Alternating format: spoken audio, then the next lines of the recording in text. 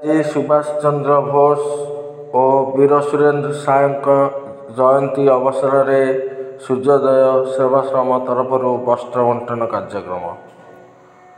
ଗଞ୍ଜାମ ଆଜି 23/1/2025 ନେତାଜୀ ସୁଭାଷ ଚନ୍ଦ୍ର ବୋଷ ଓ ବୀର ସୁରେନ୍ଦ୍ର ସାଏଙ୍କ ଜୟନ୍ତୀ ଅବସରରେ ସୂର୍ଯ୍ୟୋଦୟ ସେବାଶ୍ରମ ତରଫରୁ ବରିଷ୍ଠ ସମାଜସେବୀ ମହେଶ୍ୱର ପୂଜାରୀ ଓ ତାଙ୍କ ପରିବାର ହିଞ୍ଜିଳିକାଟ ଓ ବଇଞ୍ଚ ବଣିଆଙ୍କ ଦ୍ୱାରା ଧରାକୋଟ ବ୍ଲକର ମଛାକୋଟ ପଞ୍ଚାୟତର ବାଲିପାଟଣା, ମଛାକୋଟ, ଗମ୍ଭାରୀଗୁଡ଼ା ପଞ୍ଚାୟତର ବାଦପୁର, କରାତଳି, ସାହବା ପଞ୍ଚାୟତର ଆଲିଗୁଡ଼ା, ଦାମପୁର, ଝିଲିମିଲି ଇତ୍ୟାଦି ଗ୍ରାମମାନଙ୍କରେ ସ୍ତ୍ରୀ ଲୁଗା, ଡ୍ରେସ୍, ପ୍ୟାଣ୍ଟ, ସାର୍ଟ, ଧୋତି, ଚାଦର ଏବଂ ଶୁଖିଲା ଖାଦ୍ୟ ବଣ୍ଟନ କରାଯାଇଥିଲା।